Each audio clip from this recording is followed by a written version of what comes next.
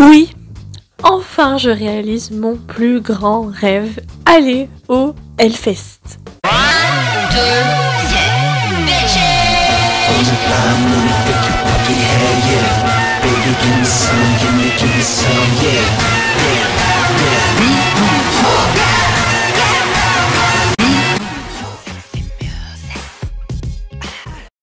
Howdy petit surimi, aujourd'hui on se retrouve dans une nouvelle vidéo qui va parler du Hellfest et de sa programmation pour l'année 2023. En fait c'est concrètement Darling qui m'a motivé enfin à sauter le pas. En fait tous mes projets en finale c'est lui qui me motive. Tout simplement parce qu'en 2020 je devais aller au Hellfest déjà avec mon père, sauf que notre relation s'est gâtée entre temps. En 2021 je voulais y aller mais coco. Donc j'avais complètement abandonné, et 2022 mon parrain voulait me vendre ses tickets, mais par contre moi j'avais déjà d'autres projets qui étaient prévus en fait à la dernière minute, donc ça tombait pas vraiment bien en termes de date et aussi en termes financiers. Et du coup, ni une ni deux, Darling s'est dit en 2023 c'est clair et net, on va aller au Hellfest. Et donc il a fait des rappels tous les soirs pour ne pas rater la mise en ligne des passes, qui a eu lieu du coup le mardi 18 octobre à 13h pétante. Autant te dire que moi j'étais en stress. D'ailleurs j'ai fait une foultitude de posts sur Twitter. Je crois personnellement que j'appréhendais encore plus de ne pas avoir de place plutôt que de ne pas être reçue à un concours quelconque.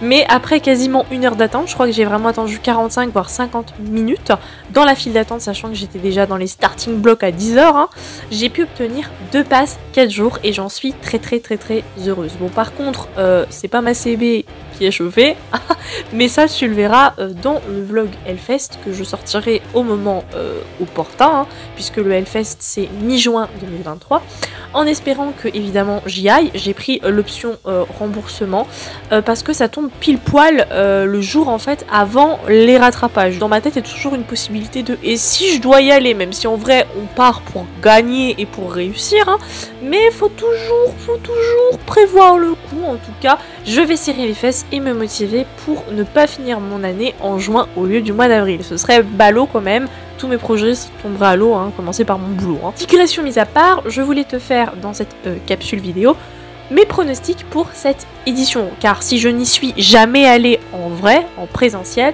eh bien je suis beaucoup de personnes, que ce soit sur YouTube, Instagram ou même dans ma vie personnelle, qui vont régulièrement, et j'ai pu déduire un petit schéma, ce qui fait que mes pronostics devraient pas trop être foireux. J'ai fait une sélection de ce qui sera probable, mais aussi de mes rêves les plus fous, et c'est classé des groupes qui me hype le moins aux groupes qui me hype le plus. Et aussi particularité dans cette vidéo, il y aura une petite sélection de chansons des groupes en question que j'apprécie et que j'écoute assez régulièrement. Vraiment une petite, je pense pas excéder les 3 musiques. Il ne reste plus qu'à croiser les doigts, mais aussi les orteils.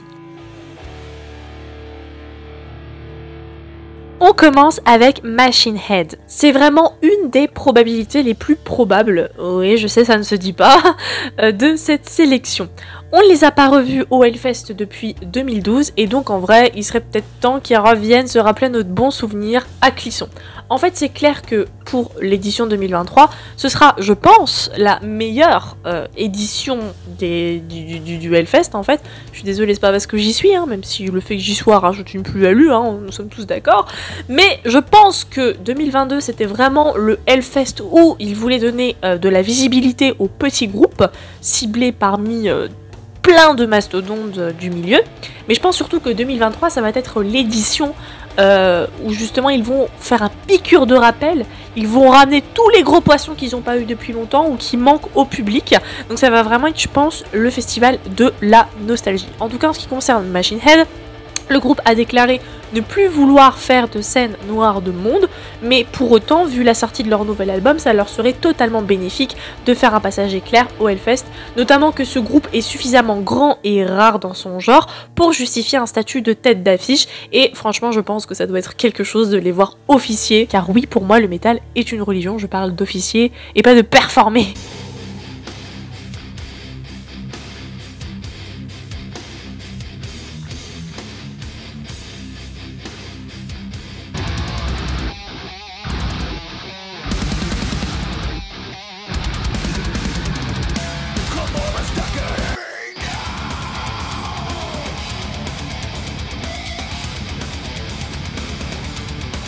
Ensuite, il y a Motley Crue. C'est un groupe qui a reconnu un vent de popularité, notamment avec la sortie de la série Pam et Tommy, qui était donc une série sur Pamela Anderson du temps où elle était mariée au leader de Motley Crue, à savoir Tommy Lee. Mais il ne fait aucun doute que ce groupe légendaire de hair metal sera présent au Hellfest 2023. Après, ce sont des statistiques, je suis pas devin, j'espère que j'aurai raison, sinon toute ma crédibilité s'envole. En tout cas, le bassiste semble avoir confirmé que la tournée de Motley Crue ferait une halte en Europe à l'été 2023 et donc moi personnellement j'y vois un signe.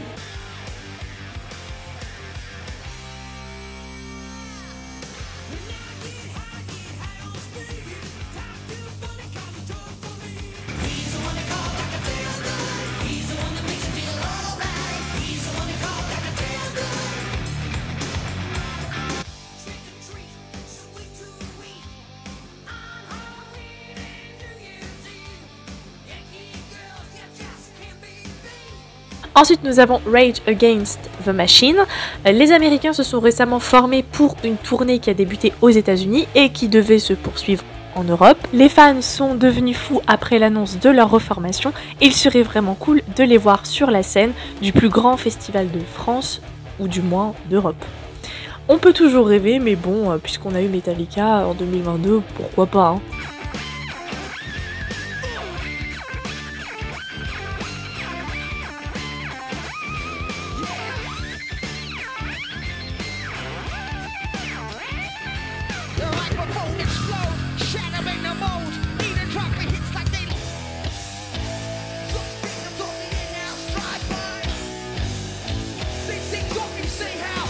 On ne peut pas faire dignement de pronostic sans évidemment évoquer le prince des ténèbres, j'ai nommé Ozzy Osbourne. Non, je ne parle pas du bouffon vert. Même si sa santé reste fragile, ce dieu vivant du genre a quand même sorti 2 albums pendant le Coco, et donc je pense qu'il y a fort à parier qu'il pourra défendre son beefsteak chez nous en 2023. En tout cas, lui il semble avoir vraiment besoin de repartir en tournée, et nous on a vraiment besoin de le voir.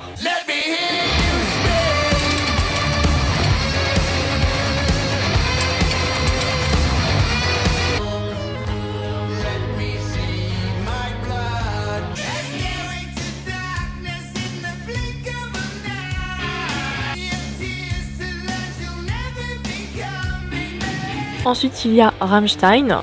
Bon, il y avait des rumeurs qui disaient qu'il serait potentiellement présent au Hellfest 2023 et apparemment, ce ne sont que des rumeurs.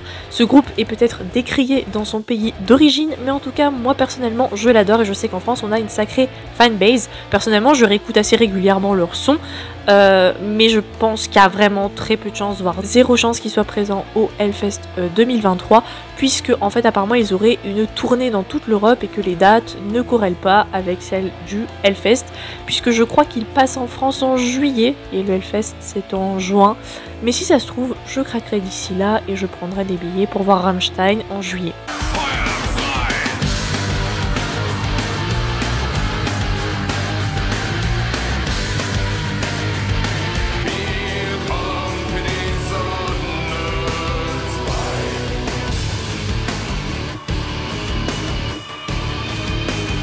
Gott weiß, ich will kein Engel sein.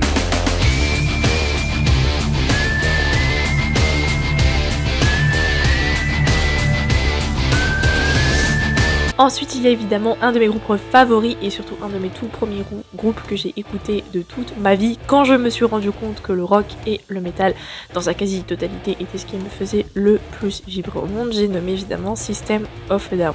Tête d'affiche sur la programmation de 2020, cet excellent groupe de néo-metal américain avait toutefois disparu des radars et son absence avait été très remarquée lors de l'excellente édition de 2022 qui pour beaucoup est la meilleure édition du Hellfest. Une annulation qui a dû être causée par encore une énième rixe entre les deux leaders du groupe dont le flux de créativité ne cesse en fait de les opposer à chaque fois. On en a l'habitude à vrai dire, mais on ne peut qu'espérer qu'ils soient de la partie pour 2023, ce serait quand même dommage parce que je crois que la sélection va être incroyable. Personnellement, ce serait vraiment un des groupes que j'attends le plus s'ils étaient annoncés, mais après, est-ce que c'est probable? Je ne pense pas malheureusement. Je dirais peut-être 10-20% de chance qu'ils viennent.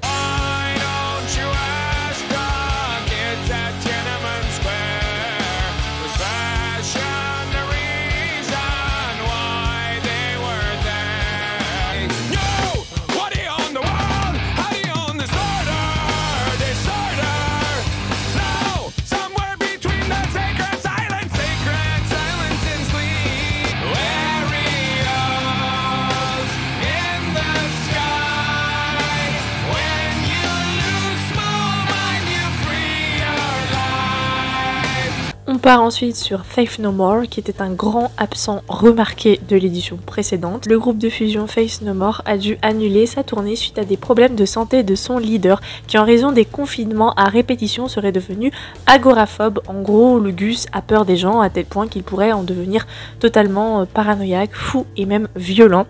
Mais apparemment ça a l'air d'aller un petit peu mieux, du coup peut-être que si cela se calme, le groupe voudra peut-être rattraper le temps perdu, et quoi de mieux qu'une apparition au Hellfest pour se remettre sur scène.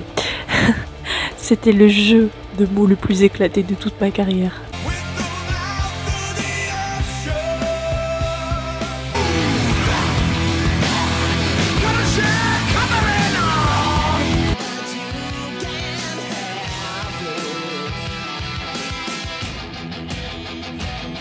Pantera, oui, les 2 membres survivants ont décidé de raviver la flamme et voilà le groupe reformé et prêt à rendre hommage aux autres membres disparus depuis un petit moment déjà. Autant dire qu'une horde de fans, dont je fais partie, je pense que tu l'as compris, n'attend que de revivre en live les morceaux cultes de ce groupe. Le batteur d'Anthrax notamment et le guitariste de Black Label Society vont les accompagner pour offrir évidemment une formation complète. En tout cas, c'est ce qu'on a pu remarquer dans leur tournée ailleurs et on ne peut qu'espérer qu'ils fassent partie du Hellfest 2023. Moi, je croise les doigts, surtout quand on sait que Pantera adore le Hellfest, donc ça m'étonnerait qu'il n'ait pas coché la case et qu'il ne revienne pas en 2023.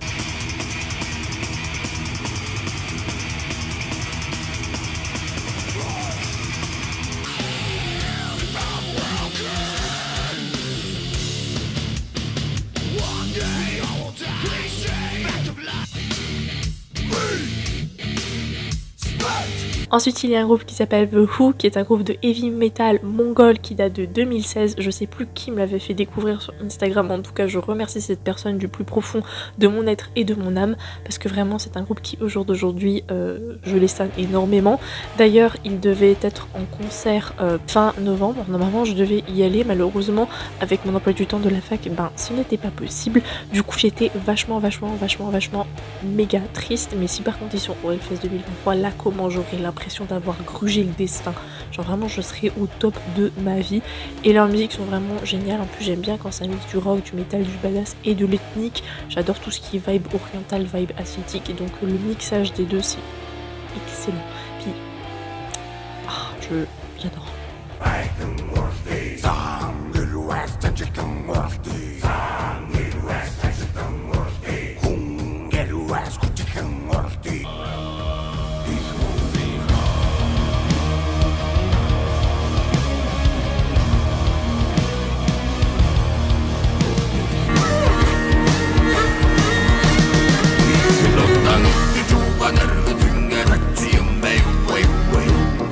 Ensuite, qui ne connaît pas Lordi, ce fameux groupe de heavy metal finlandais formé en 1992. Franchement, c'est juste incroyable. Ils ont un genre musical vraiment, je trouve, très propre à eux. On les reconnaît tout de suite, c'est très original.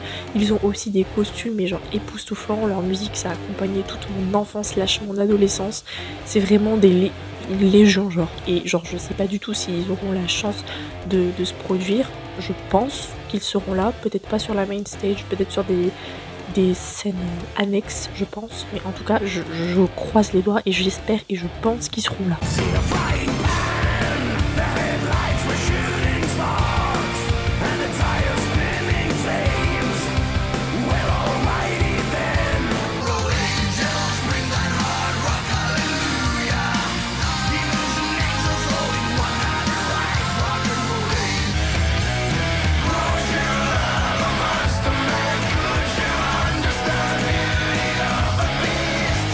Ensuite, AC/DC, c'est pas du tout sûr de les voir, franchement c'est vraiment pas sûr, c'est genre même pas de l'ordre de 10%. Pas du tout sûr donc de voir AC/DC au Hellfest, mais je les mets quand même dans la sélection parce que je les surkiffe. On peut toujours rêver quand même, puisque comme je l'ai déjà dit 1000 fois, on a déjà eu Metallica, donc pourquoi pas rajouter AC/DC dans la salle des trophées des gros mastodontes qui sont venus au Hellfest. Même si cela me fait rêver, il me semblerait quand même extrêmement improbable que ce groupe légendaire passe par Clisson, mais ne sait-on jamais.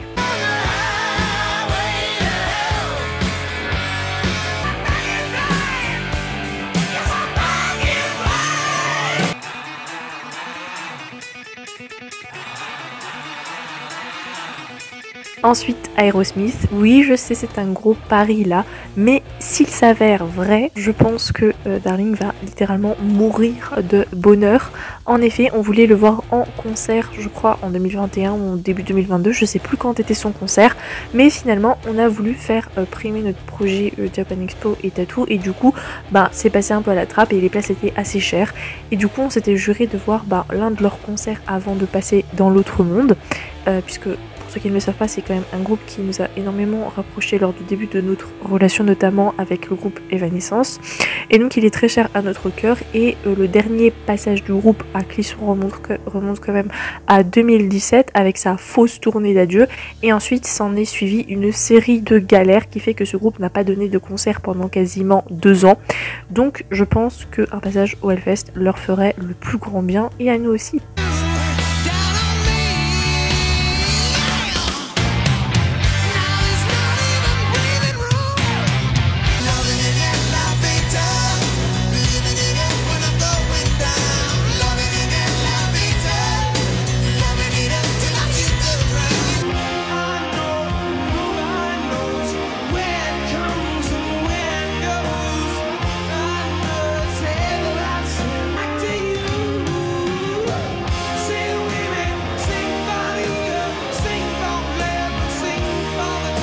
Ensuite, nous avons les très bons Slipknot. Il s'agit quand même de un de mes groupes favoris de tous les temps. Ça ne bougera pas. Tous les jours, j'écoute au moins un de leurs sons. Et en plus, j'ai ma période. C'est-à-dire que j'ai eu ma période Comatose. Là, en ce moment, je suis sur une autre musique qui sera d'ailleurs le top 1 de la petite sélection. Là, je ne sais pas du tout être objective, mais je suis quasiment sûre qu'ils seront présents lors de la 16e édition du festival. En tout cas, ils le doivent. Sinon, vraiment, je serai en PLS.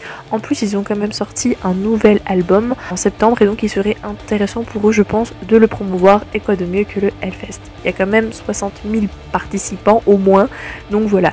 Sa présence n'est pas à exclure, d'autant plus que pour cette édition, le jeudi a été rajouté, soit un 4e jour au festival qui jusque-là n'était composé que de 3 jours. Une grande première donc, où ces gouttes auraient totalement leur place.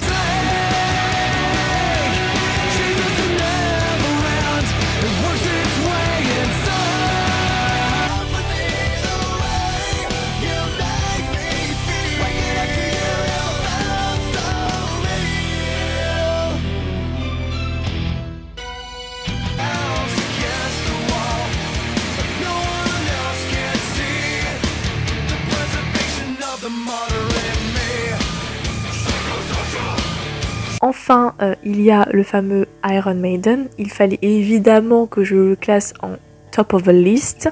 N'en me déplaise à certains, personnellement, c'est mon groupe préféré de la sélection. Je l'aime vraiment de tout mon cœur. Et si pour l'instant, je n'arrive pas à me dégoter les t-shirts ou les pop à l'effigie, j'ai quand même réussi à choper les vinyles, et j'ai inscrit concert sur ma bucket list de ma vie. Je n'ai vraiment pas de mots pour décrire mon amour face à ce groupe, qui est vraiment un groupe qui m'a accompagnée pendant très longtemps. En fait, je pense depuis quasiment que je suis née, depuis quasiment que je suis toute petite. Leur venue d'ailleurs au Hellfest, pour le coup, entre rêve et réalité, est carrément sûre à 90%, dans le sens où il respecte une chronologie assez précise qui est sortie d'album, tournée et festival, notamment Hellfest. Oui, je suis Sassaigne, mais version gentille, c'est-à-dire que je stalk tous leurs faits et gestes pour en déduire leur manie. Ensuite, je fais un algorithme et j'en déduis des probabilités. J'espère juste ne pas foirer. En tout cas, c'est une probabilité assez probable. Et je te laisse deviner ceux qui n'ont pas encore coché cette fois-ci la case festival. Donc, on peut espérer les voir pour 2023. Ils nous avaient zappé en 2002 à cause d'un contretemps et de dates qui ne matchaient pas avec Metallica, où j'ai pas trop compris le beans, mais quelque chose me dit que cette fois-ci on ne devrait pas les manquer.